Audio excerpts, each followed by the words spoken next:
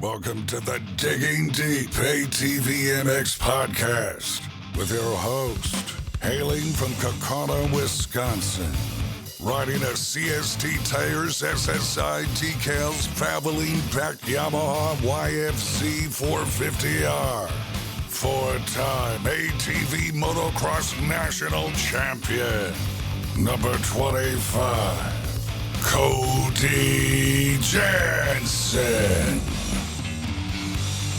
What's up, everybody? We're back.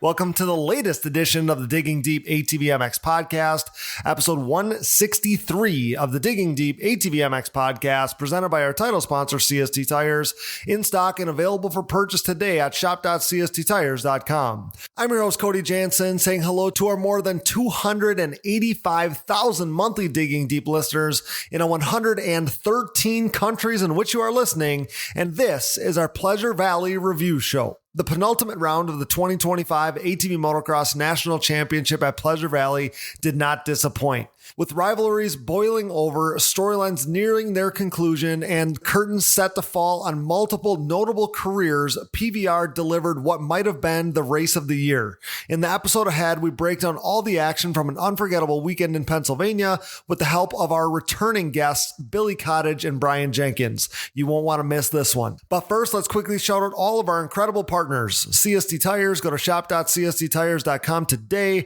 Yamaha, thanks to Blue Crew. Thanks to SSI Decals, Valvoline, DID Racing Chain, Launderville Steel Enterprises and Concrete Supply, DP Brakes, Impact Solutions, Ultimate Poly Products, UPP Racing, our choice when it comes to case savers, chain sliders, intake manifolds, and more. Use discount code DIGGINGDEEP15 at uppracing.com, and Manscaped to get 20% off and free shipping with code DIGGINGDEEP20 at manscaped.com.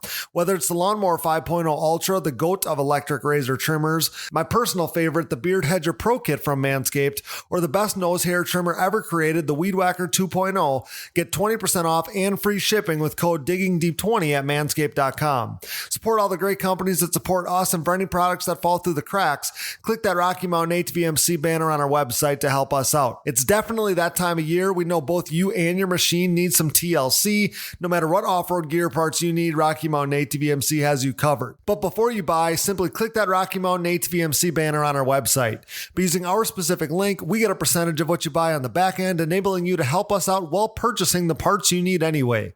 And did you know you can buy OEM parts from Rocky Mountain ATVMC as well? Yep, shipped conveniently right to your door. So click that Rocky Mountain ATVMC banner for all your gear and parts needs. Shout out to all of our donors. And if you are interested in donating and hearing your name on the show, you can find the Patreon or Buy Me a Coffee donation links on our website. Major thanks to all who have donated, of course. Now, if you can't donate, but you still want to help us out and leave us a rating or review on iTunes and Spotify, that helps us out a bunch too. Now, it's showtime. The 30-second board is up, it's sideways, and the gate is down. Time to dig deep. Let's go! All right, guys, back here on the Digging Deep ATVMX Podcast, doing a little recap of Pleasure Valley, this time round 9, and the band is back together. We got Brian Jenkins and Billy Cottage back here for yet another race review podcast. Originally, I think we're for sure going to have Brian, and then they had the awesome, I never even thought about this going into the weekend, but they had the awesome live stream coverage of Pleasure Valley, so I figured why not get the three of us back together, talk a little ATV motocross. Pleasure Valley gave us some awesome talking points. I thought it was probably potentially the best race of the year so far as pros go. So first and foremost, Brian, thanks for being here. Yeah, you were the one there. So we get to kind of lean on you for, how the actual track was and how it was to be on track there in PA. The track was great. As always, when we go to Jeff's place, we expect the track to be really good. We know he's going to normally do all the right things to get things, moving along as far as schedule goes and any extras, just like the live broadcast. He's a fan of the sport. Everything was really good. As far as the track goes, the only real complaint I have is I think he got a little bit too excited about the off camber. Or it was maybe still set up a little bit more towards the dirt bikes, because he kind of had it where it was a little bit too much of an incline and not enough berm. So like as an ATV rider, we all know, like when you get on an incline, it's really bad. You have to rely on, and it sounds awkward and weird, but if you're leaning to the right and the quad starts to roll, you have to have a berm or something high enough to stick your left foot out and kind of walk yourself through. And that wasn't there this year. Like in previous years, we've had that, but he had, the incline was too steep and the berm was a little bit too shallow for us. So obviously, so you probably heard or seen that Friday's practice, nobody used any of the lines. They literally went straight to the bottom line. And then I think there was some discussion later, like with Joel and a couple of the other pros that said, you got to do something with the bottom line, because obviously they hadn't been out there to understand why that was the only one getting used. It wasn't that we wanted to use that line and exclusively that line. It's just, it's the only one that you could get through and navigate without, a few people tried starting at the top and they ended up at the bottom anyways, or a few people actually rolled down the hill. So it just wasn't possible to navigate that on Friday anyways. And then I think throughout the weekend, it got a little bit better. Brian, did you guys, wasn't there a little weather at some point too? Like, was that Thursday where there was rain, or was there none of that? No, there was definitely weather, because it woke me up. One of the mornings, I think it was Thursday night, Friday morning is when there was a really good storm that blew through, and some really, heavy rain came down, because I was in the camper sleeping, and it woke me up because I could, hear it pounding on the roof and the awning and everything. So, we definitely got some weather. Thank goodness we had a few sprinkles scattered, throughout the morning. I think Friday I made it through the first practice, got into the second one. There was some sprinkles that came down. Okay. And then like the same thing Saturday, I think there was a couple little spit sprinkles at you here and there, but that was all there was to speak of as far as any sort of really like heavy, nasty rain went. I don't think there was anything else during the course of the day that really affected a whole lot. Awesome. And then was there rain on Sunday then? Did I see that right? Was there Sunday rain too, or was that not a thing? No, there might have been a little bit of weather. I can't remember. So. I think because I was trying to think like early in the motos on Sunday, at least, because I was trying to think, I was watching these guys and I'm like, man, if you went to got to start right now, it'd kind of be tough. You know what? I'm trying to. We've had so many weekends run together this weekend and last. You might be right. Maybe there was a little bit of weather. I think early Sunday just looked like light rain is what it looked like. Well, I can tell you this. The whole weekend, I took my roll-offs just because, it would like just sprinkle a little and it didn't affect the track a whole lot for me personally. Got it. So, but I took them anyways because it was doing that throughout, where it would just drop a little bit and then go away. And I just didn't want to take the chance of not having tear-offs. And you might be right. Maybe Sunday morning, there was a little bit of rain too, that happened early morning. And then it left the track a little bit wet. I think you are right. I think it was. Either way, though, the track, honestly, over the course of the weekend, track looked really good. And it is kind of fun to hear a little bit more of how the off camera played out, because it was still nasty on Saturday for the races. Like the bottom line seemed to be the best line. The guys were trying to use the top line and the middle line a little bit here and there. But in the past, you could you might almost be able to bonsai a move there. And it was almost like it was treacherous enough that really wasn't the case. That was a really hard place to make any passes. So fun to hear about that. Billy, got to hear from you too. So stoked to have you back this weekend. And I knew you texted me during the live stream. So I thought, you know what, we got to get Billy back on this thing. We'll talk a little racing. And you two, I believe both were at the Bartosik Memorial Race this past weekend or just yesterday. Billy, you've been targeting that, telling us about that for the last, I don't know, feels like a couple months now at this point. So how did it go? Obviously a race that happened for years, then went away for a while and now is back. So kind of give me the lowdown on that, because you guys this is fresh right now. It's very fresh. I just got home a couple hours ago and it was speaking of weather, we got a lot of weather. It rained a lot, heavy. I went up Thursday night and helped him prep the track, and we got done at like midnight or something under the lights with the tractors, and it was beautiful. And that didn't stay too long. It rained. We ended up getting some practice in. He let everybody for the night show, go out, run some laps. It was really fun. Everybody out there kind of just playing. Joel even came out, practiced a little bit, and then the rain came and it downpoured out of nowhere. And they said actually somebody showed up that lived like 3/4 of a mile away, and it was dusty at his house. Nothing hit there. We were like right on the edge and we got pounded. But Rebel did everything he could to make the track at least rideable. And I was the first moto after all the rains, and it was really sloppy. But it ended up getting some lines in it throughout the night, and it wasn't that bad, but it was hard because it was just kind of train tracks after that. And there wasn't a whole lot of passing and stuff, but it was cool to race under the lights again and watch them guys go. Decker rode awesome, got some really good starts, and Noah Arnall, he killed it in the pro sports. Actually, he raced like every single pit bike class he had too, like 110 stock, 110 unlimited, and TRX 90. Like I think he rode like 16 laps in a row. Every time he would cross the checker, he would just run off and jump on another bike and go again. So I think he made some pretty good money between pro sport because the payouts were huge. I know the rain scared a lot of people away, but I mean, I won the first A moto. The second A moto, I had a mechanical. I don't know. I still don't know what it is. I think I blew up, and didn't start every other moto, and I still won $500. Oh shoot! Dang. Yeah, it was.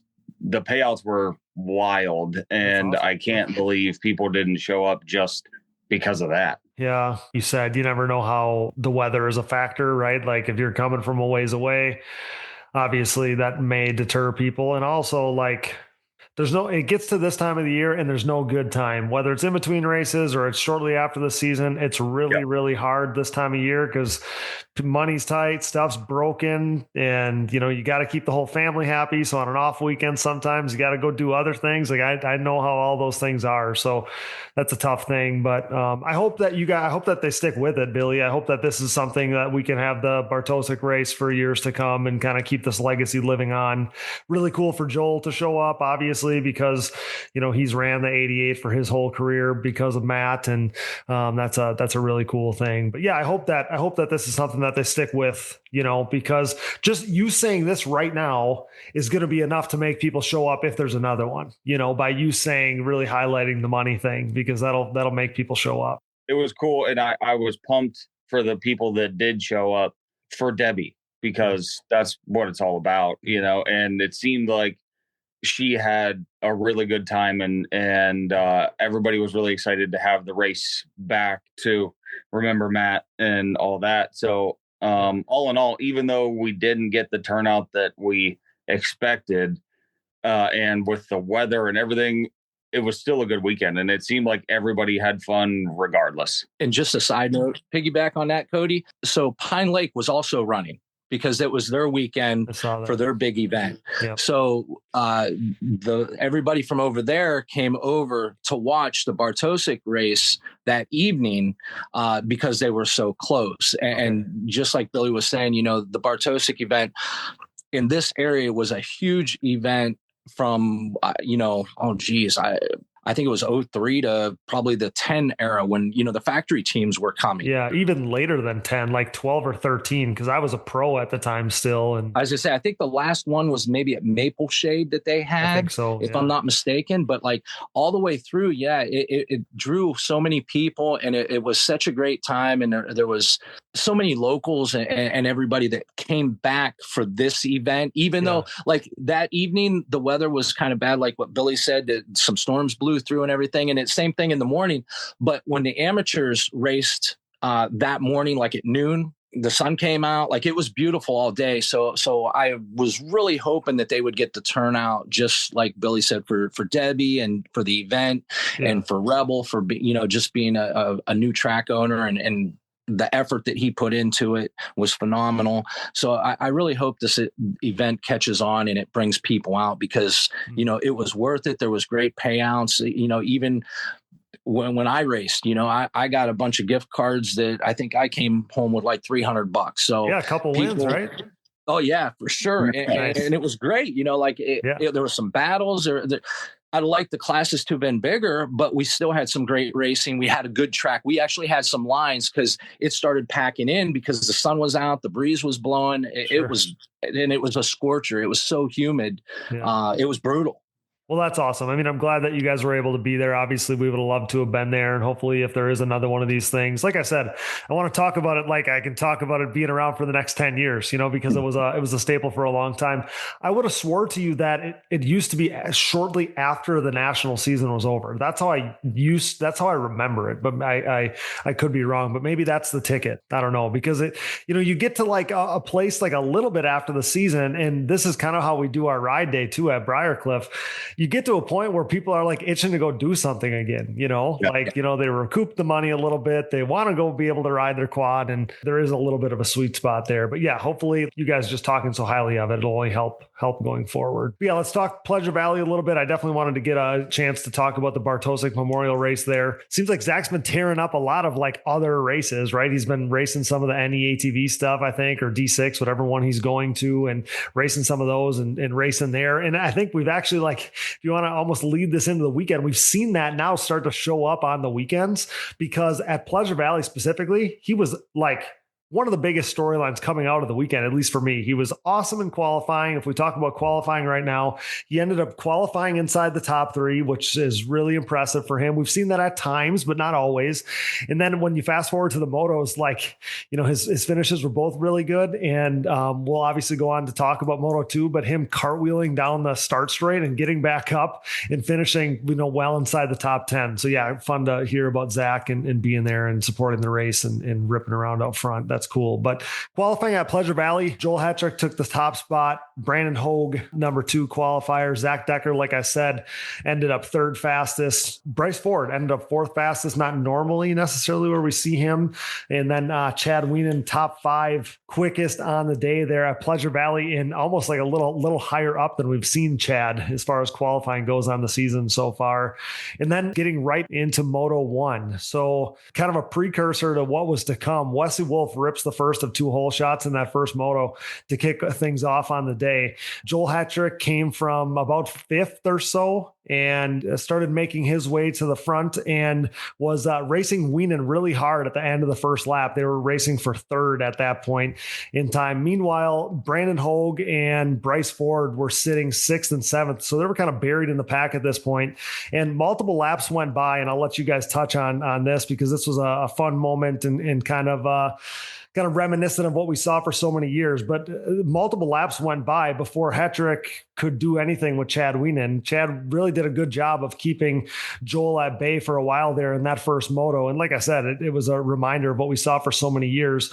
So Brian, take me through the beginning of that moto there, because Joel didn't get the best start. And we've kind of talked on recent episodes. That's always kind of fun as a spectator that we don't see Joel just taking off out front in the way that it played out with, Wesley in the top spot and Chad's making his moves, all of that going on all at once. It made it a really fun concoction for, like I said, what might have been the most enjoyable moto of the year. Yeah, those guys, once again, threw me curveballs with their colors and everything that was going on. So I'm trying to look at their numbers. I'm trying to figure out, like, the only one that I knew for sure that got, out front was Wesley. And then after that, I was like, okay, what is going on? I don't see Bryce. I don't see Joel. And then I'm like, okay, they're like back in 5th, 7th area. Like, it was all mixed up at the front, but everybody was real racy. Like they were moving. And they didn't like stretch out. They stayed very close and within striking distance for a while. It looked like, many laps into the moto, there was tight racing. There was a lot going on. There was a lot of jockeying that was going on. And they were taking different lines and trying different things there. We were talking about the off camber, and you were saying about people bonsaiing. Well, that kind of happened. The top line and like the second line merged about halfway through because they started rolling down a hill, and to combat that, they just kicked the back out and just pinned it.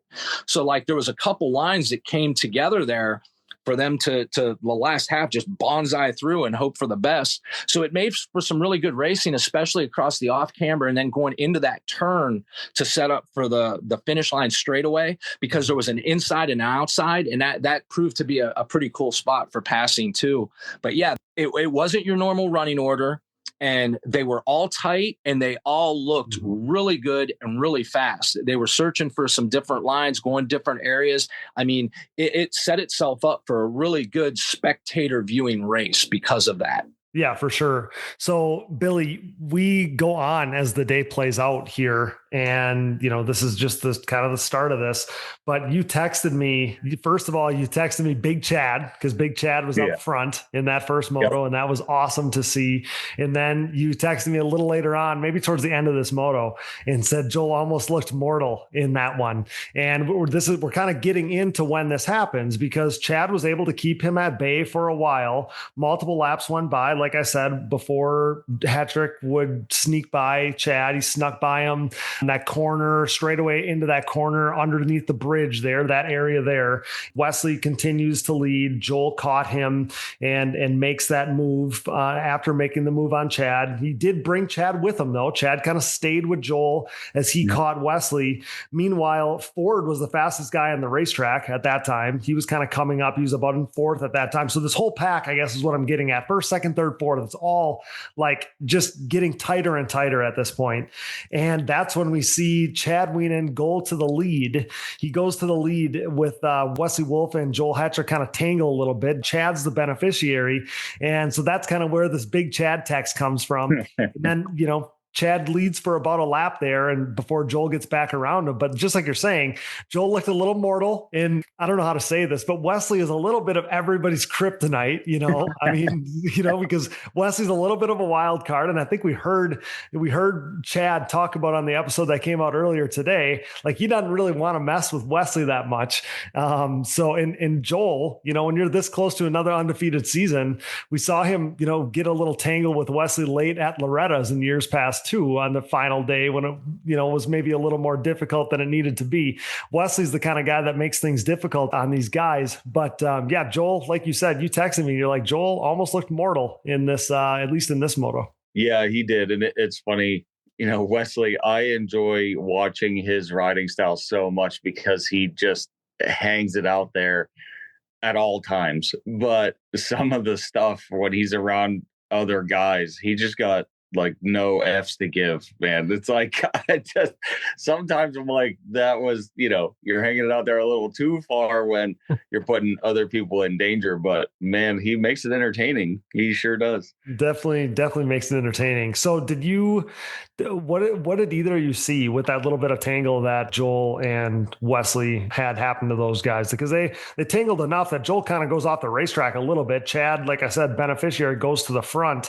And for a split second, I'm like, oh no. I mean, obviously at this point, anything that happens, you're thinking perfect season, in jeopardy. They were obviously able to both get back going and stay in good position. But yeah, for a split second, it got a little hairy. Yeah, when those guys disappeared over at the bottom of that off camber and they were as close as what they were, I couldn't see initially, but then I seen it on the live coverage, and it made me curious if Joel was just getting a little bit impatient, because it seemed like, you said Wesley's everybody's kryptonite. Maybe that was the case, because he looked like, if you watch them, he was every place that it kind of appeared that Joel wanted to be. And Joel couldn't get there.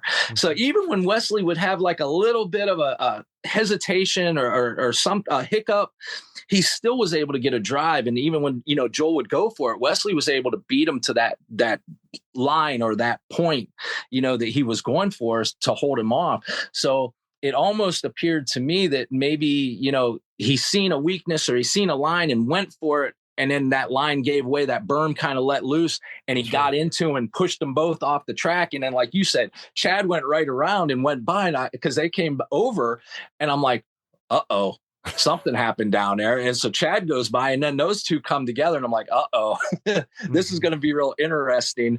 I didn't know exactly what happened. I just knew that something had to happen with those two, because those were the only two that kind of got pushed back a little bit.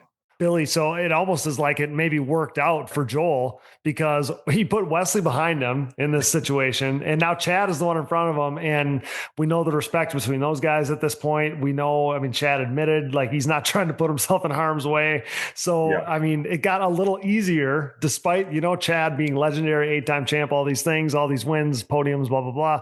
But little more predictable than Wesley. So in that way, it probably got a little better for Joel having Chad out front. Yeah, for sure. They definitely have the utmost respect for each other. And yeah, you know what Chad's going to do, and he's not going to put himself or you in danger on purpose.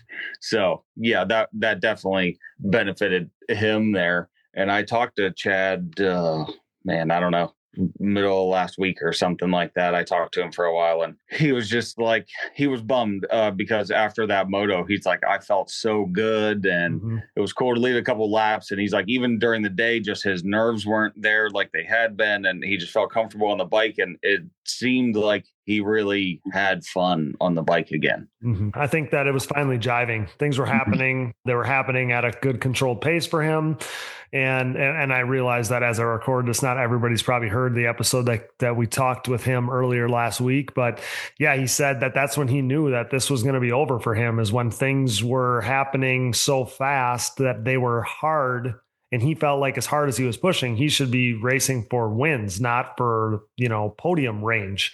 Right. So it seemed like on this day, he was in his sweet spot. He's been good at Pleasure Valley over the years, and things were really happening well for him. And that's what he said. He said late in that second moto, and I guess I can kind of fill in what happens between now and then. So Chad leads a lap. Hetrick gets back by him. Ford follows suit. So now at this point, it's Hetrick, Ford, Wienen. And that's really, that's how it's going to finish here. Wienen would get Ford back at one point. Then just as fast as Wienen got him back, Ford got back by him shortly thereafter. Wolf was strong throughout. He was strong late. He tried to put a push on Wienen, but Chad was able to kind of keep him at bay and keep a nice little gap there. Lindquist was quiet, but got up to fifth late in this one. So that was a good solid ride for him late. Zach Decker, like I said, he was awesome in this moto. He passes Mason Jackson late for sixth. And it had me thinking, where has this Zach Decker been? He was awesome in that first moto. And then, like I said, it goes on to have a really impressive second moto as well. Joel Hetrick wins the first moto at Pleasure Valley. But like I was saying, Chad said that he felt really good late. He felt strong late, and he felt like he was actually making up a little time on Bryce. So he's like, man, just get us to the second moto. Things are going to be, he was very happy about where he was. And then the Moto 2 hole shot comes, and we see this big wreck and multiple guys involved and people cartwheeling. Like I said, Zach Decker's doing literal cartwheels with his body down the end of the start straightaway. And yeah, like I said, Wienen, Decker, Lindquist, I think Jackson was also affected by this. We don't see these very often. That's the same thing I said to Chad. The last real big melee I can remember in the first corner was probably also Chad being involved in that one when he broke his collarbone a few years ago with Joel at Gatorback. But very rarely do we see, which is actually amazing when you think about open wheel racing and these guys freaking going for it, but very rarely do we see big incidents like this, but this was a big one. We'll get right back to the show, but now a word from our sponsors. And thank you for listening to these ads. Without these great companies, none of this would be possible. Show your support for the people who support us. The official tire choice of Digging Deep, CST tires are the choice of ATV racing's elite on the track, in the woods, and every other terrain. CST tires swept the ATV racing world in 2022 as Joel Hetrick, Bryson Neal, and Bo Barron rode their Pulse MXR and Pulse HT tires to an ATV Pro Motocross title, GNCC XC1 Pro title, and 10th ATV Pro Works Racing title, respectively. Led by champion Joel Hetrick and podium contenders Bryce Ford, Jeffrey Rastrelli, and Nick Janusa, CST's Pulse MXR tire is the most trusted tire in ATV motocross today. Available in soft and standard compounds, the Pulse MXR offers the highest level of traction, most predictable cornering, and superior wear characteristics when compared to the competition. And did I mention they have a contingency program as well? Visit shop.csttires.com to join the CST takeover today, or prepare to be beat by someone who did. The best of the best choose CST. Do you? You know we're Team Blue Crew here at the Digging Deep ATVMX Podcast, as the Yamaha YFZ450R is the official ATV of Digging Deep. In a move started by 8-time ATVMX Pro Class National Champion Chad Wienen, who with his next championship will become the winningest champion in ATV motocross history, we are living in ATV racing's YFZ450R era. Alongside Wienen, 7-time GNCC XC1 Pro ATV National Champion Walker Fowler welcomed a pair of new champions to the Yamaha Champions Club, as the podium-proven Yamaha YFZ450R proved to be the winning choice for Joel Hetrick and Bryson Neal. This unprecedented success for the YFZ450R, its unrivaled quality and performance, and the clear fact that Yamaha is the leading OEM supporter of ATV racing has resulted in a complete Yamaha takeover within the sport quad market. Evident by the continuation of Yamaha's Blue Crew Racer Support Program, Yamaha riders will once again cash in on payout and prize opportunities in 2023, including a chance to win a brand new YFZ450R. For more info, head over to YamahaBlueCrew.com. Follow Yamaha Outdoors, as well as the new Blue Crew official channel on social media, and check out Yamaha's full proven off-road lineup at YamahaOutdoors.com today. SSI Decals, your way. SSI Decals sets the standard with the best looking decals, graphics kits, and vinyl wraps in the industry. Established in 1947, SSI took shape as an offshoot of their parent company by doing a little work for local pro Chad Wienen. Nearly 2 decades later, and fueled by a passion for ATVs, the company has flourished into one of ATV Moto's most recognized brands. From ATV Motocross, SSI has expanded into graphics and design work for top racers in GNCC, Works Racing, Pro Motocross and Supercross, off-road, and more, headlined by 8-time world champion top fuel drag racer Clay Millican. Whether your project is big or small, SSI Decals will make your identity stick. Get started today at SSIDecals.com and use code DIGGINGDEEP10 for 10% off at checkout. Things are about to get sick. The Digging Deep ATVMX Podcast is brought to you in part by DID and their wide range of championship-winning chains. From the street to the track and everywhere in between, DID chains are designed to give you the optimal riding experience with great performance and increased chain life. Consistent to the core, pick up your box of reliability today. DID, what drives you? For over 150 years, Valvoline has been dedicated to constant improvement and innovation across all disciplines of racing. As a proud member of Team Valvoline for nearly a decade, I have witnessed their unwavering commitment to pushing the boundaries of performance. Valvoline has sponsored some of the greatest names in motorsports, solidifying their position as a powerhouse within the industry. Being a part of this historically great team has been an incredible privilege. When it comes to my equipment, whether it's my daily commuting vehicles, race quads, or anything in between, I trust nothing but Valvoline. Their range of products and lubricants consistently deliver increased horsepower, durability, and engine life. I'm excited to announce Valvoline's breakthrough in performance, Valvoline Ultimate Power Sports. With up to 8 times stronger rust protection and 50% better wear protection, this cutting-edge formula ensures your ATV's engine runs smoother and longer for the ultimate ride.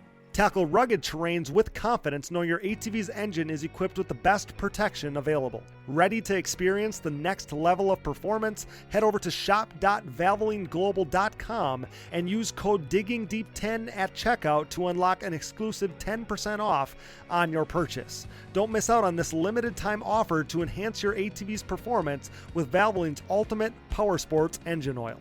And then the Moto 2 hole shot comes and we see this big wreck and multiple guys involved and people cartwheeling. Like I said, Zach Decker's doing literal cartwheels with his body down the end of the start straightaway.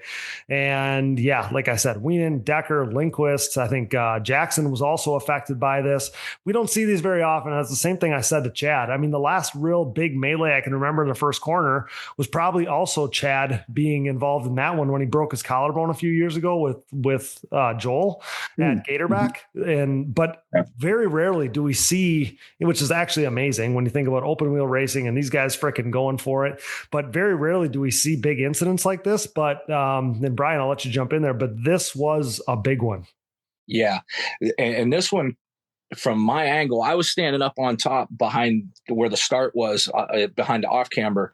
So when it happened, I seen everyone that went left. So that would have been like Lindquist, Chad, Jackson. I seen those guys go. I didn't even catch Decker because the way he went so far out, he actually almost hit his sister. Like he was way over there, like where we came on the track for to stage for practice. He was way out there. And I seen the dust and I seen a quad, but I literally missed him. I didn't see him cartwheeling because I focused on the left. I seen that occur, and I seen what it looked like. Something happened with Bryce, and Bryce took a sharp, twist or something. And then that's when everything broke loose. And I was like, holy cow, like you said, I was really surprised to see that go that far, that everybody was in the dirt. And then it kind of scared me because, normally those guys, we're used to them jumping up, finding their kill switch, plugging it in and going. And that wasn't the case. Like they were down. A few of them, I think it was Lindquist didn't move for a while. He sat there. Yeah. And then obviously after, everybody got their bearings and figured things out, we realized that Zach was laying up there, that he seemed to be, I don't know if he was doing a systems check or if he was out himself, but he was up there for a little bit. And then, thank goodness that we couldn't believe they all got going. They didn't have enough damage that it prevented them from going. And then they weren't hurt themselves enough. Right. Or we figured adrenaline was pumping that they all took off. Yep. And so once again, we have a crazy race going because it's kind of mixed up a little bit. Yeah. Some guys that did really well the first moto are now, in the back, and we didn't know what to expect from that. And then we all know what happened with Zach. I couldn't believe throughout that moto how fast he was going and how good, he looked. He was so smooth because Chad, we talked about him in the first moto, how I felt Chad was going to do well because he always does well at Pleasure Valley. And he always finds like just lines that work so well that he looks so smooth as he rides. He doesn't appear like he's pushing, but he's pulling away from people. So I expected Chad to really come through the pack, and I'm watching him and they all got up quite a bit before Zach. And I was like, holy cow, Zach's catching everybody. Yeah. And then, some crazy things happen. I think Zach actually had to pass Chad twice. He got by all them guys and then spun out or made a mistake and then was behind him and had to pass him again. Yeah, that's what it seemed like. Yeah. There was racing going on throughout. Like it was hard to keep up because it was so exciting, like to watch those guys come through, but then you were also watching in the front because there was racing going on there as well. So there was so much, it was so busy on the track. Like it was hard to keep up. And like I said, I was standing there with like Turpe and Conchi and a few of the guys, and Jerry was like, oh my gosh, did you see Zach? And I was like, I don't even know where he's at right now. So that it took a while to figure out, like I said, all that when it first happened. And then as they went, I don't know where Zach's head was or what was going on in there, what the motivation was. Yeah. But holy cow, he rode like a man possessed. I told his mom and dad that. I said, I don't know what you need to do to replicate that adrenaline rush or that mentality before the races, but that was a kid that looked like Zach, before the Gatorback incident. Like he was riding just amazing, on point, and never let off. He did not, it seemed like he'd never got tired. He was on the limiter and just pushing by people as fast as he could catch them. Yeah, which is impressive because in a pro moto, it's so freaking long that like I've crashed at the start of pro motos too. And you do have adrenaline for a while. Like in an amateur race, like we all know, like in an amateur race, you can ride that adrenaline for 4 or 5 or 6 laps. But in a pro race, sometimes that adrenaline runs out after you have, a crash at the front. And then you start to feel those aches and pains and whatever. And he never slowed down. He just kept going. And I was so impressed. So he was a highlight, an absolute highlight on this day. And what he did there, seeing the video of what happened to him on that start, and then getting up and seeing him at the very end. I mean, he's making passes at the very, inside the top 10, well inside. He finishes 7th in this moto, and he passes Jaden Launderville on the very last lap to get as far up as 7th. And it's just, that's amazing to see. And Billy, so at the start of this thing, so you see guys down. I see Chad right away. Chad stands out to me that he's down in the start. And I'm like, man, like, are you kidding me? Like this again. And I said this to Chad. I'm like, it just seemed like it was your day, man. Everything was coming together. You're always good at Pleasure Valley. It just seemed like everything was going your way. And then that whole shot thing happens. And so now my mind now goes to, as soon as I see like everybody up, and Chad did say like they spent enough time down that he checked on Max to make sure Max was okay. He was concerned about Max, gets up, everybody gets going. So now I'm like, okay, where are all the guys? Where are the guys that are left? Because like my first fear, even even when I see this thing at the start and I see Joel's not at the front, I'm like, oh no, like the last thing I want to do is see an undefeated season end because of a first turn crash like that. Like that's not what anybody wants to see. So I take inventory of the fact that, okay, Joel isn't involved. And now it's like, okay, so now where is Bryce? Because if Bryce is out front in Joel's mid pack, things could be interesting. Well, it seems like Bryce and Joel are both kind of mid pack of the guys that are left out there. It's Wesley Wolf that grabs another hole shot, and Jeffrey quickly makes the move into the lead. I actually saw the helmet cam of Jeffrey going to the front in this moto, which was awesome to see. That was super fun. And yeah, Jeffrey leads for a while at the start of this one. So much like Brian said, so much going on. It was hard to even be in touch with everything that was going on at the racetrack at this time, but we were set up for a fun moto. That's for sure. Yeah, I was pumped. You and me both. Jeffrey's my guy. So seeing him out there, and I talked to him just how cool it was to see him leading a few laps, and I bet it felt good, and all that stuff. So that was fun. And I also was really pumped watching Joel come up there, and that pass for the lead was beautiful.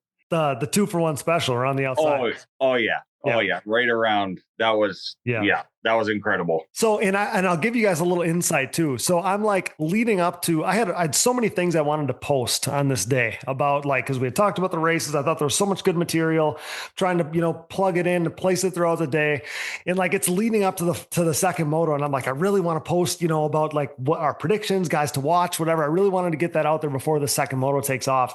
So I'm like hitting send on this thing as the gate is dropping, kind of like Brian and I think both of you guys saw it and were defending how we weren't that far off, but I posted it before Jeffrey was leading. So in my mind that I'm like, man, I would have changed my verbiage because I would have been see, we do know what we're talking about. Max is pretty solid in the first moto.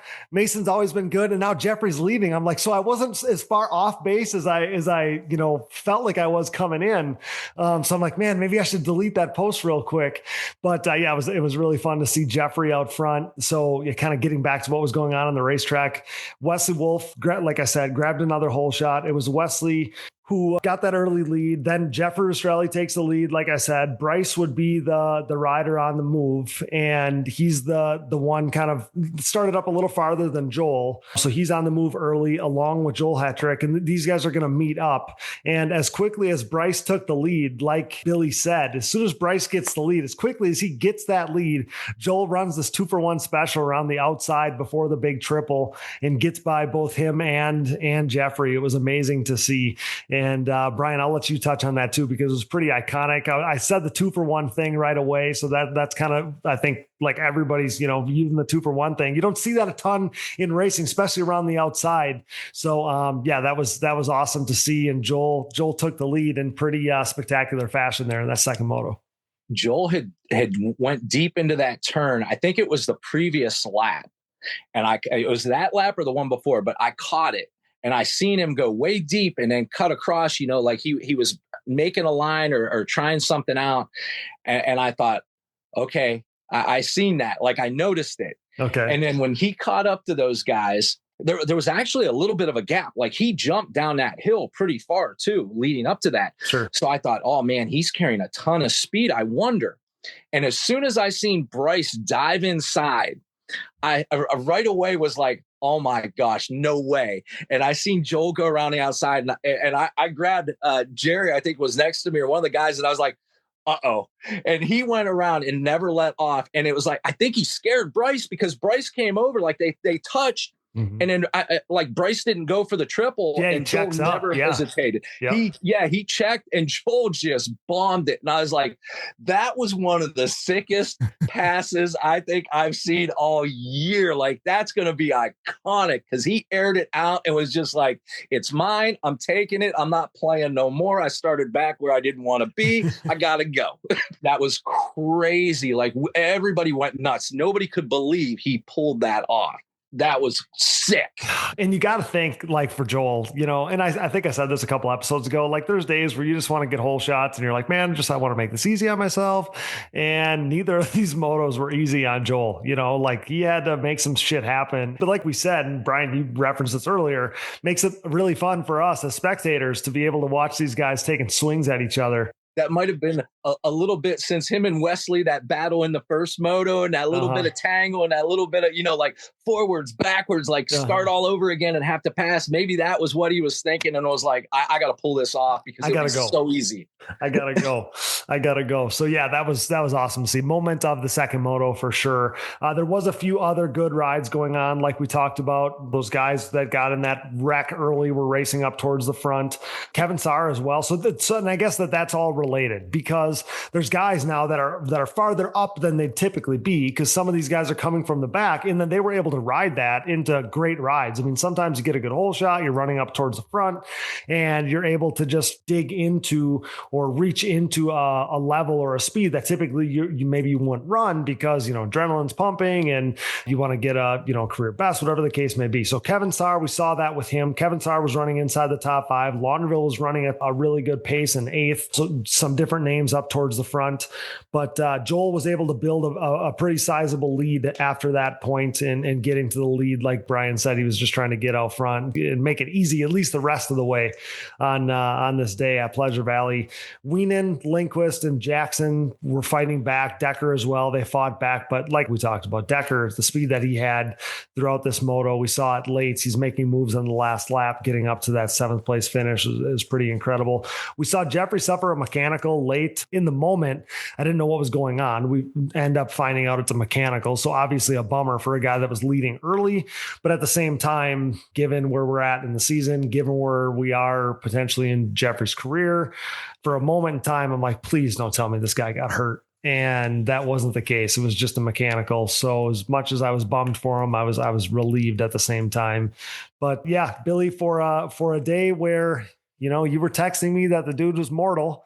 He was able to overcome everybody, and or at least close to mortal. And he was able to overcome all that, overcome the tangles, overcome the, melee, bad starts and all these things. And Joel Hetrick, perfect again. And now we're just 3 motos away from this guy going back-to-back perfect seasons, which isn't like great. Like it's not, it's hard because he would have been, if there was favorites, he would have been favored going into every one of these races. I fully understand that, but to do it perfectly against the baddest dudes in the world again and again and again and again, when you are the guy with the target on your back, and to never have a mechanical and to never have a crash in the first corner. I mean, we've talked about it all season long, or 2 seasons now.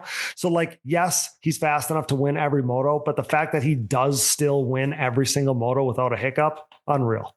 Yes. And knock on wood, the no mechanical and all that stuff. The kid's just so smart now. He's got the speed, and it's weird to say that Joel is like one of the veterans of the class, but he is, even though to me, he's still a kid.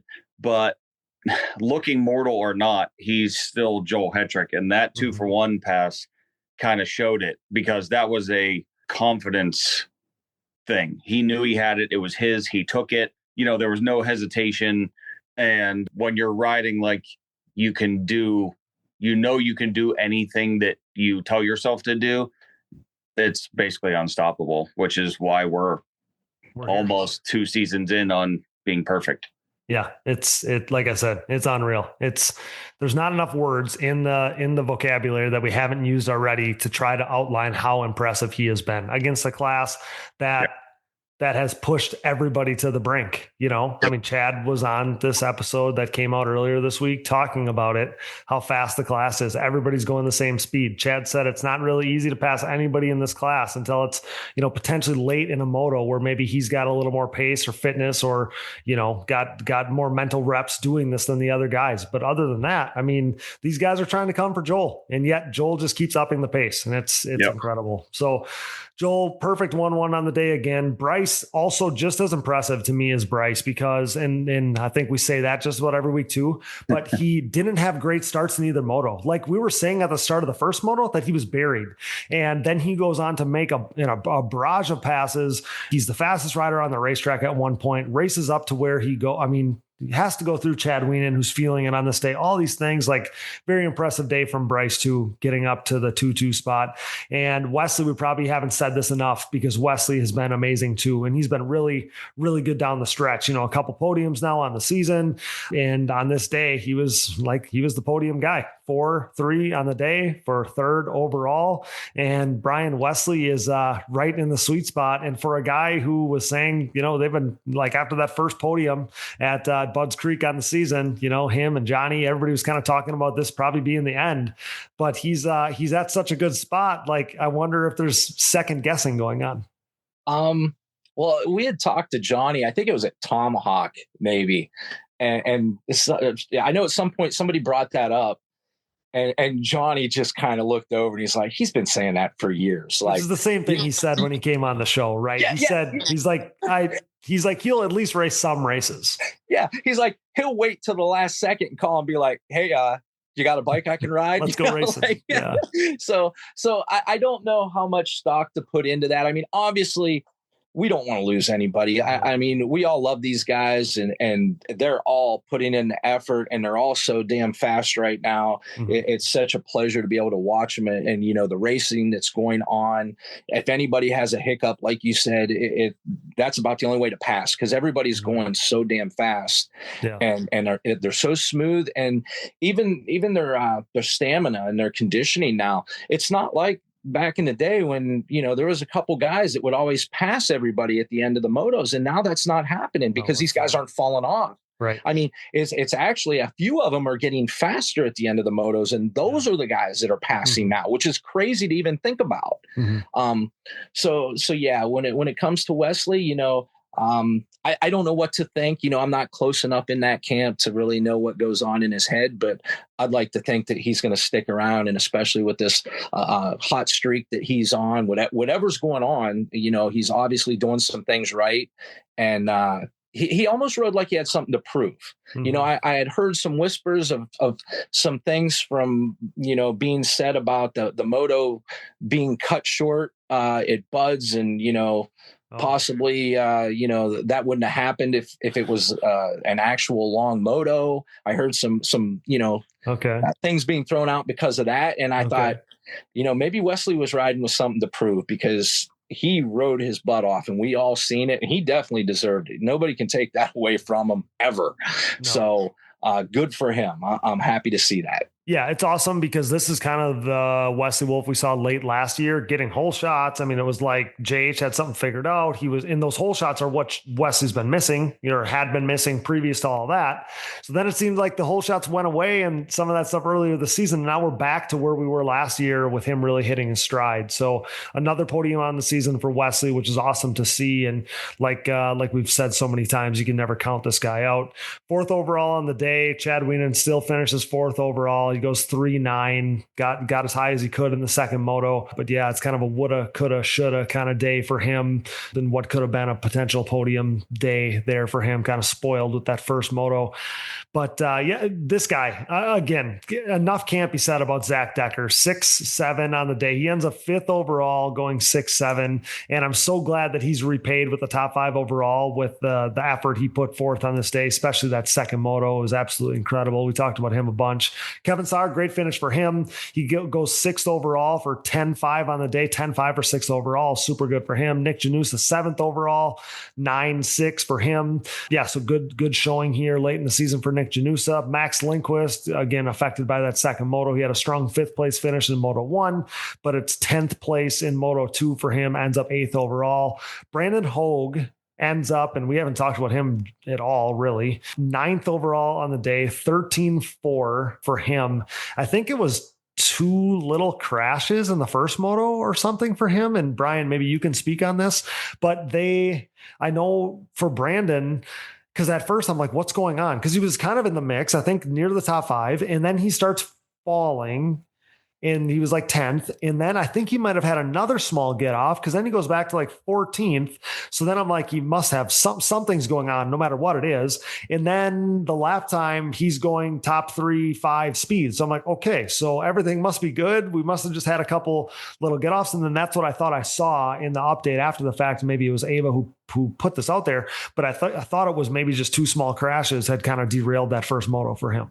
Yeah. So I seen the one when you jumped down the hill and went, down I guess the one that down the ponds down there at the bottom, and you made that quick right and then left and was by the tree line. Sure. When you make that left, he spun out and I think he got tossed off the quad. I thought I seen him rolling on the ground. Like it just whipped around real quick and he just lost his grip and came off because he was facing the wrong direction. And when that happened, I thought he was like top 5 area or something. He was up there in the mix, like you said, and he was going really good. And I expected him to make some passes and really. Because him and Bryce were together at that time. Yeah. That's what I was thinking. That I wasn't sure which one was which because I hadn't figured their gear out yet. But I was thinking, that those two had teamed up. But then when he went down, I thought that was who that was that went down. So I did see that one, but I didn't see the second one. Got it. Yeah. So those two little get-offs derailed Brandon's day. Good second moto, 4th in the second moto, but it's a 9th overall for him going 13-4. Mason Jackson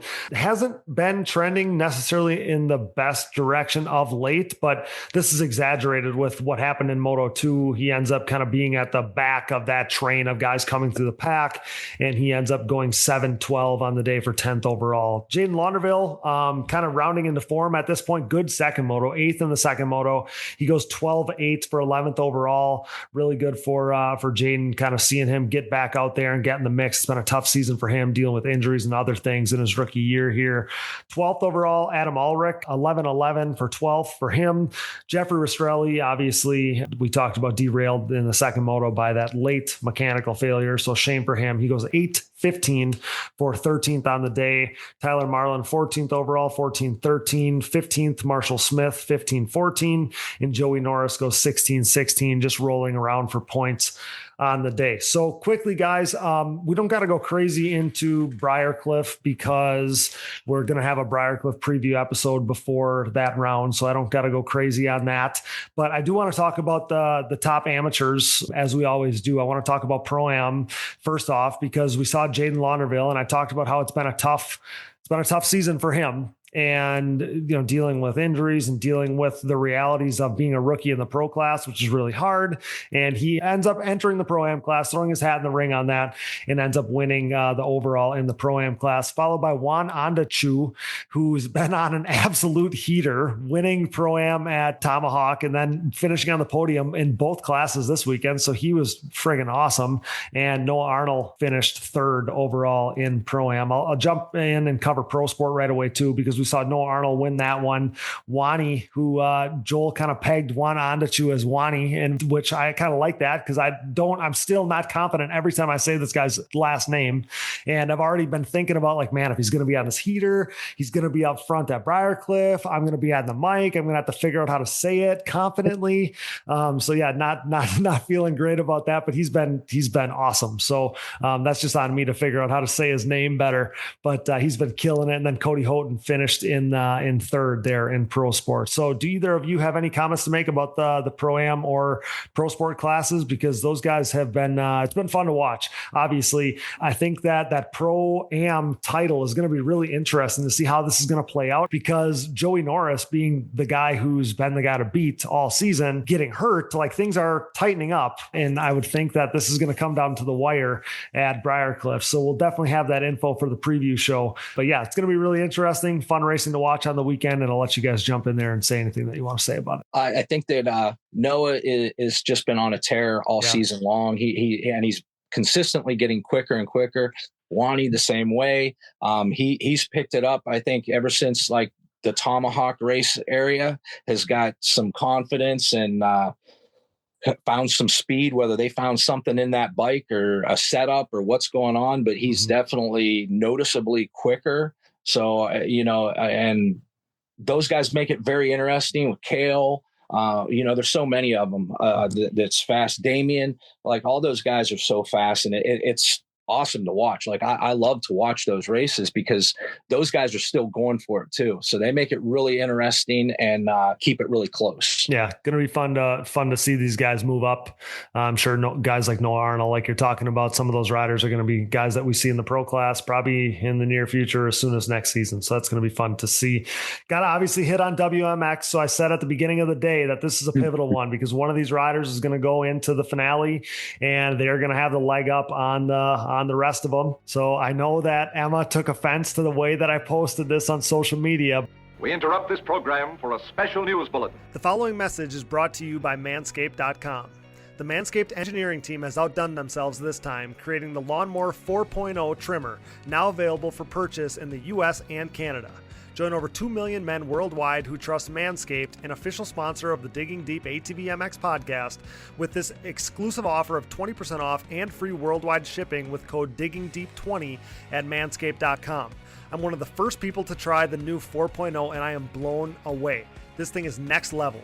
What sets this trimmer apart from all the rest? The Lawnmower 4.0 gives you the ability to turn the LED spotlight on and off when needed for a more precise shave. It features a new multi-functioning on-off switch with travel lock for those of us who like to travel. And my favorite, the new trimmer allows you to customize your trim with 4 different guard lengths, an upgrade from its predecessor that only featured 2.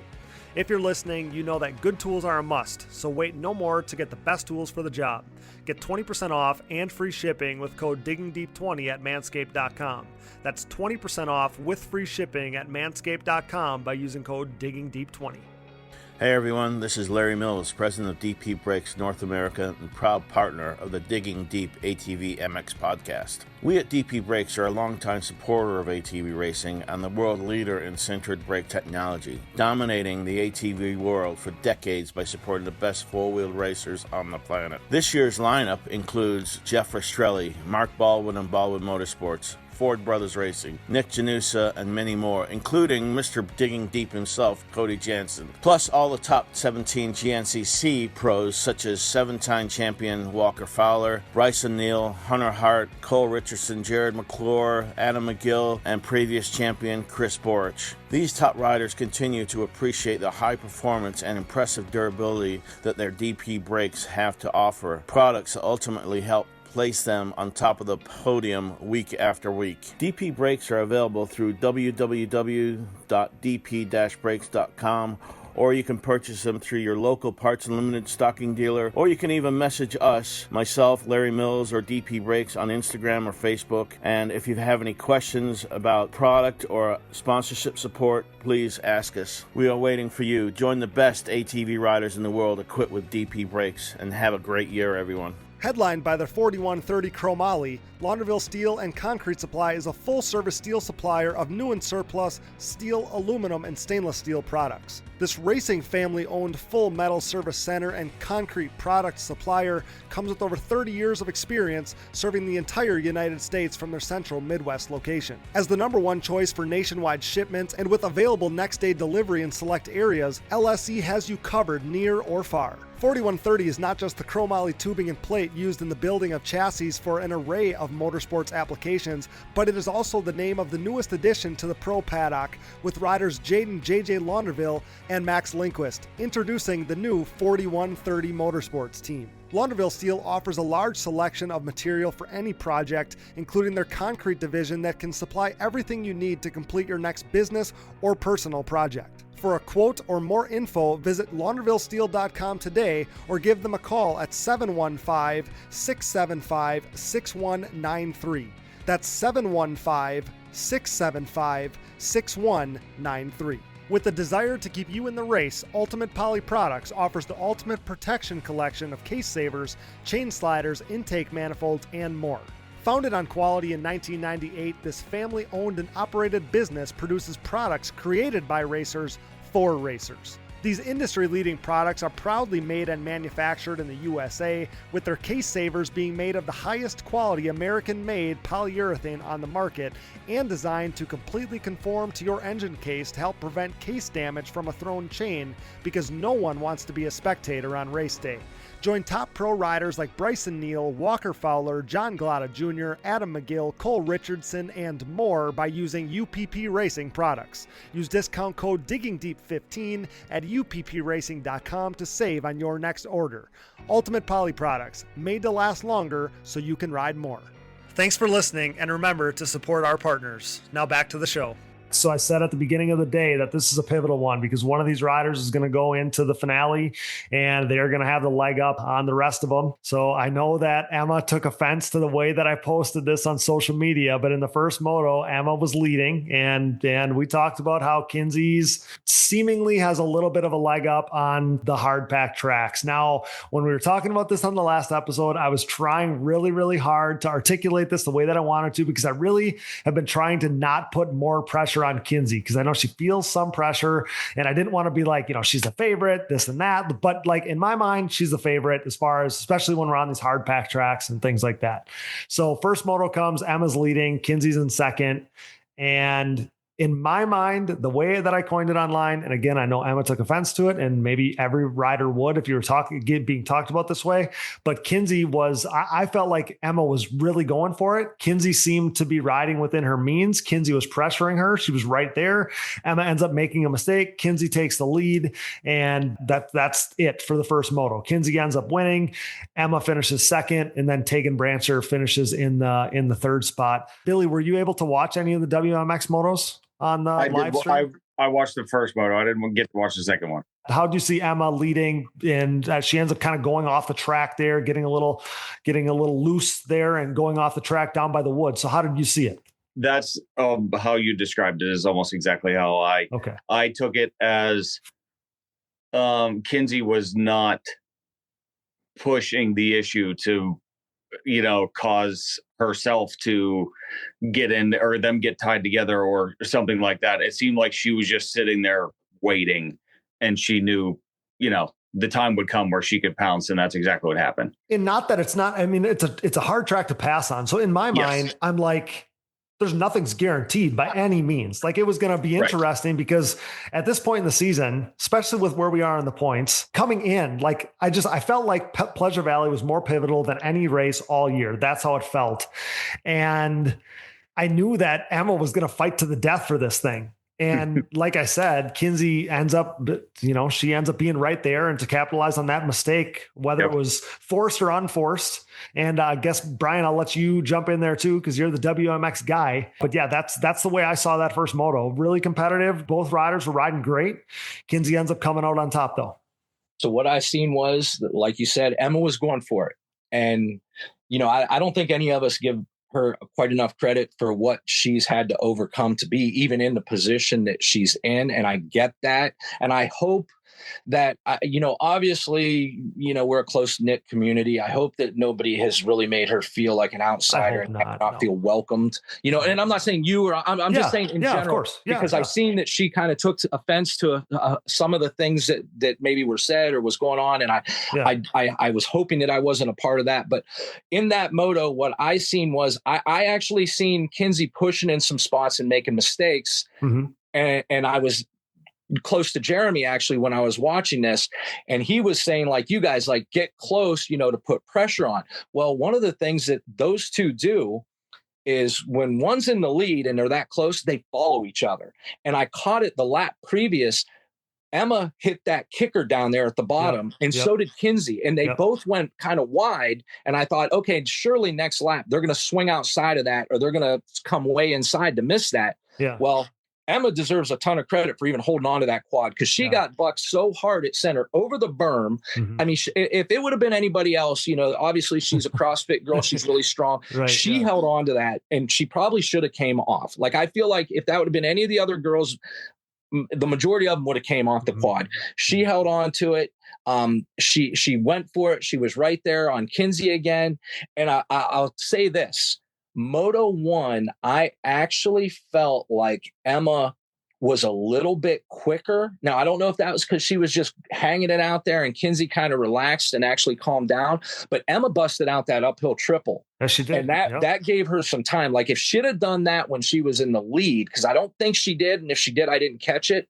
But I feel like that would have been a huge difference because Kinsey wouldn't do it. I saw that. Yep. And it was noticeably faster because if Kinsey pulled out a little bit, Emma would do it behind her if she had the gap, and she would close right up on her. And then she got to the point where she was so close, she wouldn't do it, which I was thankful. Me too. But because that could have got really sketchy. And I knew she could do it then at that point because she had done it 2 or 3 times. Yeah. But I felt like Emma was actually quicker that moto. Yeah. And maybe Kinsey, like you said, maybe she felt the pressure. Maybe she was defensive riding or just within her means to see where that put her. But for that moto, I kind of felt like Emma was quicker and wasn't able to show it. So, and that's the other thing. And I guess I should hit on that because like I've been trying to be on these episodes even from the very start of the year because Emma did comment on something and say, I think people forget, that these are my first time coming to these tracks and all those things. And I hope, that she knows that I feel like we were pounding the table mid-season saying exactly that, saying that, man, she's fighting an uphill battle by going to tracks she's never been to, on riding stuff that she's never been, their tracks aren't like these over there and all of those things. She unfollowed Digging Deep. And I only realized that because I wanted to have her on the show. And then I'm like, well, if that's where we're at, maybe I don't cross that bridge. But what I want to say is her being here has been so freaking cool because we're talking about the WMX class. And like, I was nervous at the start of the second moto because again, how pivotal this weekend was. Like, I get amped up. Like I'm one of the ones racing. Like I've been, it's been as much fun to watch WMX as it has been to watch the pro class for me. And that's awesome. And that doesn't happen without her being here. So I really hope that nobody's been making it hard on her. And like I said, I know she took offense to the fact that I said that she was being pressured, but Kinsey was right there. And if Kinsey wasn't there, no matter how you perceive it, if Kinsey wasn't there, Emma wouldn't have been going as fast as she was going. So she was going for it. She deserves a ton of credit. She deserves a ton of credit for the whole season. And so does Kinsey. And that's one of the things at the start of the season that kind of stood out to me is Kinsey had went 2 seasons or, 2 seasons plus without losing a moto. So it would have been a whole lot easier. Like you might get to a point where, when you're not really getting pushed, like that dog isn't in you anymore. And she's been game for every one of these battles. It's been awesome. And Emma's had tracks where she's been, tougher. And Kinsey has been a gamer when she's needed to be a gamer. And speaking of being a gamer, all of that first moto stuff would have been all for naught if Emma would have won the second moto. Yeah. And she didn't. And she pressured Kinsey, like I would say with more pressure than we've seen all year long. And Kinsey stepped up to the plate and stood her ground. And it seemed like in that second moto, even like on the start, it seems like Emma was kind of trying to push her to see if she would, let off and see if she could kind of move over on Kinsey a little bit. Kinsey stood her ground, and that was enough to stay in the lead the whole rest of the way. Kinsey fought off every charge. It looked like on lap 3 or lap 4, you could see the racecraft. You could see the competitor in Emma, that she really started to push like you see a rider maybe in a longer moto, pro ATV, pro dirt bikes, whatever, where they really, okay, now I'm going to choose to push. And you saw that moment when Emma started to do that. And Kinsey, again, like a gamer, stood up to it and didn't let her make anything happen. Yeah, most pivotal moto on the year was that second moto at Pleasure Valley for sure. Yeah, I agree with you. And you know what? One thing that we haven't touched on this whole episode yet that I really feel we need to before I forget. Yep. Because we had talked about it in the last episode that, okay, the cement start is gone. I've been meaning to bring it up. Yeah. Well, that was some truth to that. And yeah, right. The cement pad was still there, but there was grates put on top of it. And I'm here to tell you, Cody, myself included, I had people I saw you posting about it, Brian, that this is a big thing. I swear to you, I had people come up to me and be like, Brian, I've watched you race for 20 years and I've never seen you stall at the gate. Are you okay? Like, is there something wrong with the bike? Like, what's going on? And I was like, I think it's me. Like, I totally botched the starts. Like, Was there just that much traction? So, and I'm being 100% honest with you right now when I say, I don't know what exactly happened? Like in my head, I felt like I had great reaction time. I was on the gas. I thought that I was stalling when I hit the dirt. So I do have a new motor in my quad, and I just put a Vortex on. So I got some things that, I'm not used to. Okay. And I thought maybe that's throwing me for a little bit. But then when I watched the live feed, as soon as my tires hit the concrete and it grabbed, like with my weight back, it shut down. Like it was like it grabbed so hard, it pulled the bike down that hard. Where I should have feathered the clutch out. Yeah. Like, I don't know. I needed some practice. I should have taken the pro whole shot, class from Team USA that morning, because obviously I needed it. It got me, and it got a ton of people. I'm telling you, Saturday, there was so many people that stalled. It was unbelievable. So that's good. Then it wasn't just you. So that was very pivotal. So I just wanted to bring that up. Like with all those classes, WMX, all of them, it played a factor, at least in my head it did, because Billy's laughing, I could see him. It got me. It got me. And you're right in saying that, because like Kinsey's starts at Tomahawk weren't as good, right? And I think that Jeremy had made a comment, or the team had made a comment that their starts had to be better. She wasn't jiving with the concrete start. So then for her to show up at this track, not a concrete start, but a great start, and was able to. She took that class that morning. She took that class that morning because of that. Okay. They wanted starts. I found that out later. They wanted starts. I love it. That's the kind of thing that my dad would have told me growing up. He's like, we got to take, I don't know, we don't got the money, but we got to take this class because we got to do it. We got to be able to get starts here. We've chased all over the country. We've spent all the money we got to try to win this title. We got to do it. That's the first time for me personally I've ever come off a great. So I didn't know what to expect, and I figured I can overcome this. I got this. Give me a few starts. Well, I got 3 and 4 okay, but the first 2 got me. So I mean, it's pivotal. So the greats, I'm assuming, were brand new because they just got put in. It. So I wonder if that's also a key, because like the greats that we've raced on at some of the tracks over the years, like Three Palms had it, and a couple other places where I've had great experience. Like the ones at Three Palms were slippery. It felt like you were on concrete. And I wonder if with these being brand new, if that's a factor. The metal was sharp still. That's what I mean. Yeah. Yeah. I don't know. And I also remember at Three Palms, there was so much dirt underneath them that it felt like the dirt was like filling the gaps of, the grate. So it was almost like, again, like that added to the slippery potential nature of it. But good thing, Brian, is that Briarcliff, no grates. So you're good. Well, I just wanted to bring that up because that was something that was very pivotal. And it had an effect on a lot of the classes that I've seen. Because like I said, I've never seen that many people stall on the gate like that. And, it got us. So I know we got to get out of here, but give me your thoughts on that WMX second moto then. Because again, most pivotal race of the year. Obviously now we're going into the finale, and Kinsey doesn't have to win. So she's got a leg up in the overall right now, and the first tiebreaker. So if Emma was to win the overall, they'd be tied in overall wins, but then the moto win is the next tiebreaker. And if Kinsey wins one moto at Briarcliff, which a reminder to everybody is in her backyard, then as long as she wins one moto and she finishes second in the other one, she'll win the title. So that's why I'm not the one sitting on the line, but as they're on the line for Moto 2, I'm like, man, this one means everything. Yeah. And it ended up being an awesome moto, and they were nip and tuck, and Kinsey ends up coming out on top for another overall win. Yeah. And it was the same thing, they were nose to tail. Yep. Pressure was there. It was a battle from start to finish, and Kinsey just didn't back down from the fight. She didn't make the mistake. And if she did, they both made the mistake because Emma wasn't able to get around her.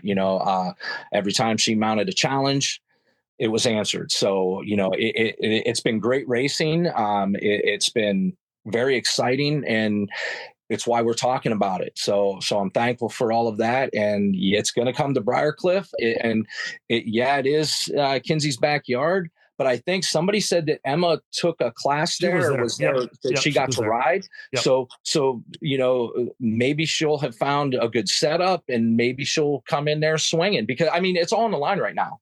She's going to bring everything that she possibly has as a world-class competitor. It's going to be absolute must-see racing, because she's not going to go down without a fight. I can guarantee you that. And I'm going to tell you what, if she happens to come out with that first moto whole shot and win, then it gets really interesting. Yeah. Wait until Moto 2 is all I got to say, because if you're not at the fence for that one, I mean, it's so close right now, to try and call anything with those two.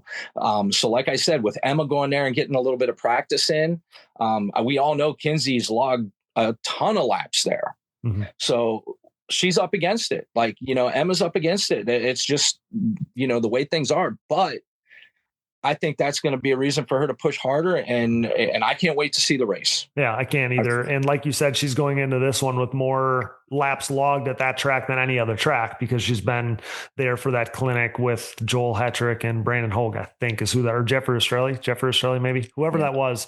It was Joel and Jeffrey. Yeah. So she was there for that. And yeah, that's going to be really fun to watch. So Billy, I know that we got to get you out of here. So there's so much going on right now. So we just extensively covered Chad announcing his retirement on the episode that came out earlier today. I think that we all probably figured that was coming, but yeah, that became news. So we needed to get that out there right away. It's going to make Briarcliff that much more special. Yep. Chad, and there's going to be other riders too. That this is going to be the end for them, and we will cover that when the time is right. But yeah, so Briarcliff is going to be one that we don't want to miss. So give me an expectation. I know, like I said, we got a preview show coming up after this one. We can kind of go into that more, but give me an expectation or a prediction for Briarcliff between pros, non-pros, whatever you got, Billy. And unless this potential blown up motor situation jeopardizes things, you said you're going to be there. So no, I'm going no matter what. I have actually, he had another motor sitting in a cooler, so I brought it with me. So I'm going to tear that thing apart and get it going. So we'll definitely be there. Good. A prediction, I'm going to say, with how things are going and it being a triple crown, I'm going Zach Decker on the podium, at least one of those motos. At least one of those motos. That'd be impressive. He's been trending so much in the right direction. Yeah, and his starts are getting good, other than the second moto there in Pleasure Valley. But if he gets even remotely close to front of the pack start, I see him finishing on the podium there, because he's rolling. So you got to imagine that they're thinking, the family is thinking, bro, there's times when you get a decent start and you're inside the top 5 to 10, and you've finished 10th, 9th, 10th, 11th. And then this race, you go cartwheeling down the straightaway, right, and you end up finishing 5th overall. Like you got, and Brian said this, can we just tap into a little bit of that when you don't crash in the first corner? And, maybe we will definitely be in the mix between 3 and 5 for sure. Yeah.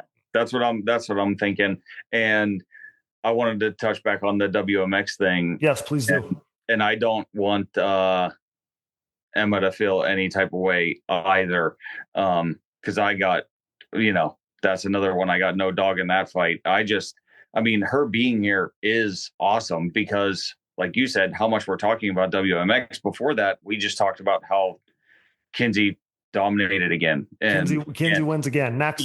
Again and again and again and again. So it really makes that class exciting, and it's one of the most exciting classes to watch. So just like you guys said, that you guys or I were no part in her feeling some type of way about it, because as far as I'm concerned, I hope she stays around for a while, because it's fun to watch. Oh my gosh. Yeah. I hope that this isn't a one and done. I couldn't agree more. And like we said, and I don't think that we're just saying this now and because she was potentially offended to it, because again, in the middle of the season, I remember saying, I give her credit for being here. And For sure. I can't imagine going halfway across the world to go race somebody on their turf. Like, that's a fight that most people aren't going to sign up for. And obviously her being the competitor that she is, didn't even bat an eyelash at it. And it's been awesome. So, I think that we'll see a battle and, let the best lady win. So I agree. Brian, how about you? You got a prediction for us? It doesn't matter what the class is or anything, just any vibes that you got, any feelings you got going into Briarcliff. Sure do. I'm going to say we're going to see Joel, Bryce, and I got to roll with Billy on this. I think Zach's going to be up there. If he can get a start, he's going to be there for one of those podium appearances. Okay. But I'm going to say big man Chad is going to end up in the 3 spot for the day. You took my hot take. I agree with that. Because he's been solid at Briarcliff. Yes, this is going to be like so emotional and like I know he's going to want to push and go out on the box if that's what's going to happen. So I'm going with Chad on this, and I hope he gets it. And other than that, wow, man, the Pro-Am guys, I'm going to say Noah. Noah's another guy that he's been on a solid upswing. Especially there, right? Ohio What's that? kid. Especially there, Ohio guy. Yeah. Him and dirt. Joey have always been like tight, and the guys that I've watched, and they're solid kids. Like I really like both of them a lot. I enjoy making sure that those guys get a little bit of whole shot money when it's possible. So that's awesome. They deserve it. They deserve so much more, and they're putting a lot out there. So I'm going to go with Noah. Taking this one just because he's logged some laps there too, and I feel like he's hitting his stride at the right point of the year, and he's so smooth. Like Billy and I just watched him at Pima Tuning, and man, he was a class of the field. It was just so obvious. So I'm gonna go with Noah in the Pro-Am and the WMX. I'm just going to say I'm going to be at the fence. I'm going to be right in the midst of everything. Like, if you need help commentating on that one, you let me know, because I want to see that one. Let's do it. I want to see that one so bad. Like, there's just so much on the line for both of those girls. They're both competitors. They're both giving it their all. We got Emma over here from so far away from home. And like Billy said, I hope this isn't her only year over here. I hope she gets to put in another year or two, possibly, because let's face it, we take for granted. We've been to most of these tracks for years. Mm-hmm. And so if they change something, they change a jump or two. She's learning these things from scratch and just basically putting that imaginary tow rope on somebody and hucking stuff in practice and going for it. So, I mean, that's huge. So, that's going to be exciting, and I can't wait to see it. Can't wait to see it either. For me, like I said, you kind of took my hot take. I was going to say that Chad's going to finish on the podium. I do think, though, that it's hard to figure out like how it's all going to work out. I mean, obviously, you're not going to bet against Bryce being number 2 at this point, because he's been number 2 in every moto but one. And you're not going to bet against Joel, obviously. I think that Triple Crowns are so much fun. We've been thinking for multiple rounds at this point. Like, the finale being a Triple Crown is really, really interesting. Yeah. Joel has the potential to lock it up in the first moto. If everything goes according to plan, he'll lock it up in the first moto. Credit to Bryce. I've been harping on this online. Credit to Bryce that it's still up in the air right now. Like, the fact that Joel's undefeated shows you how good Bryce has been, that it's still not secured. That's actually amazing to think about. And it would be secured if it wasn't a Triple Crown, but still, it's awesome. So going down to the finale is amazing. But yeah, you're not going to bet against either of those two guys. But Brandon, too, is a guy that has led laps at Briarcliff. He's always good on those kind of soils. And he's going to be a guy that wants to go out after kind of a tumultuous up and down roller coaster of a season. He's going to want to be a guy that is going to want to finish on the podium at the finale as well. So I think it's going to come down to those two guys, and it's going to be really, really interesting to see how it plays out. But I think it's going to be Chad. Billy, you got something to say there? Yeah. And you said about the dirt, and I was thinking about this earlier too, and then I kind of forgot about it. Triple Crown, and we all know how good Jeffrey does on the hard. I knew that's where you were going, because he's the other guy I've been thinking about. He's always good at Briarcliff, and he's going to go into this race finale of the season and could mean a really lot to him. we saw how good he was at Sunset Ridge in the Triple Crown format. He gets good starts. And he's been a guy who's been really shark in the water at the end of these motos, but like you get a good start and like already in your mind, you're like, okay, these are like 12-minute races. Like this is a sprint. I just need to hang on for a little while and I'm going to be right up front. And you're right. He's going to be a guy to watch because another guy who's always the best on hard pack for him.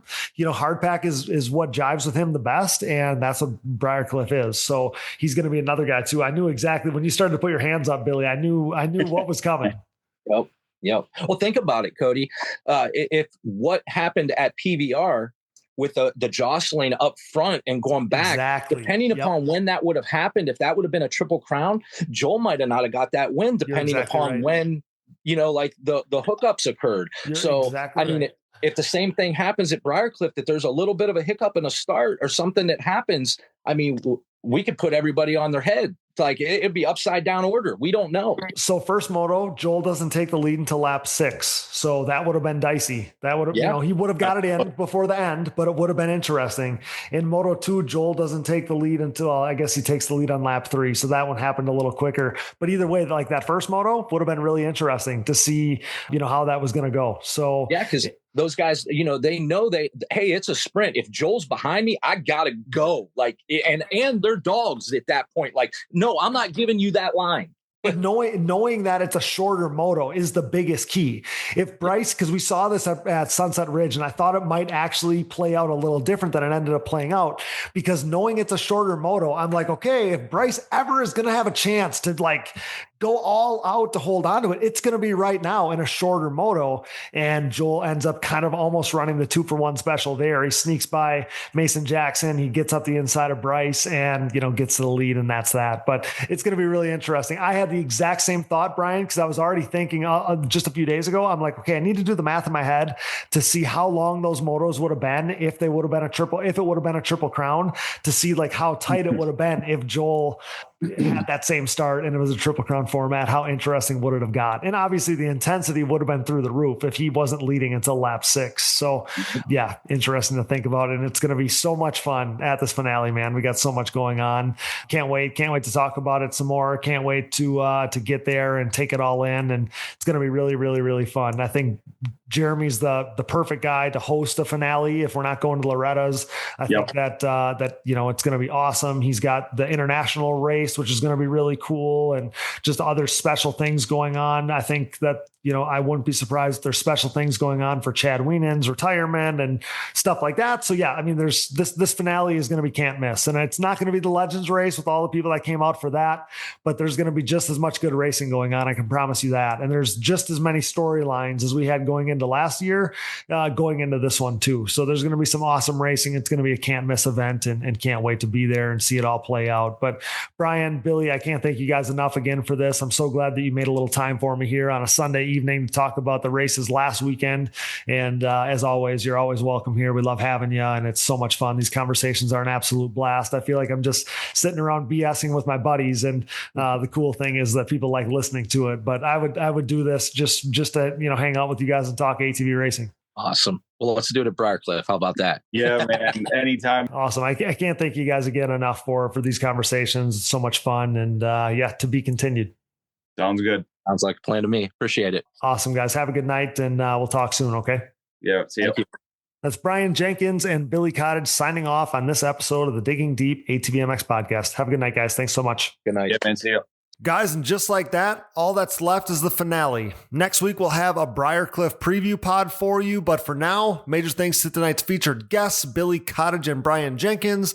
Thanks to producer Dallas Jansen, my brother, for all his hard work. Thanks to my wife, Brooke, and thanks to AMA official Harv Whipple. Special thanks to Motomom Designs for killing it on the camera for us. Thanks to all of our partners, CST Tires. Go to shop.csttires.com today. Yamaha, thanks to Blue Crew. Thanks to SSI Decals, Valvoline, DID Racing Chain, Launderville Steel Enterprises and Concrete Supply, DP Brakes, Impact Solutions, Ultimate Poly Products, UPP Racing. Use discount code DiggingDeep15 at uppracing.com, and Manscaped. Get 20% off and free shipping with code DiggingDeep20 at manscaped.com. Support the brands that support our show, and don't forget to use those codes to save. Find it all on our website, and be sure to click that Rocky Mountain ATVMC banner for all your gear and parts needs and to help us out. And most of all, thanks to you guys for listening. Shop our Digging Deep merch at shop.diggingdeepatvmx.com. Find all things Digging Deep ATV Fantasy related at atvfantasy.com. You can leave us a voicemail and we'll play it on the show, 920-569-3519. Be sure to get signed up for our Quad Cross of Nations Dream Experience raffle today. Time is running out, and we want to send you and a friend to the Netherlands. If you're looking for another easy way to help support us, visit our website and click the Patreon or Buy Me a Coffee button. This allows you to set up a one-time or monthly contribution to support our efforts. Follow the show on social media, Digging Deep ATVMX Podcast, and myself, Cody Jansen, for additional content, coverage, and more fun stuff as the finale nears. You can find us on Apple Podcasts, Google Podcasts, Amazon Podcasts, Spotify, YouTube, and more. Wherever you find podcasts, you will find the Digging Deep ATVMX Podcast. All episodes, additional podcast providers, sponsor links, and discount codes, show merchandise, fantasy info, and more can all be found on our website, diggingdeepatvmx.com, so check that out today. Be a friend, tell a friend. Please download, subscribe, rate, review, and share. And with that, for Billy Cottage, Brian Jenkins, Brooke Jansen, Dallas Jansen, and I'm your host, Cody Jansen. Thanks for listening to and making us the most listened to podcast in ATV racing, with more than 285,000 downloads last month in 113 total countries. Until next time, thanks for joining us in Digging Deep with the Stars of ATV Motocross.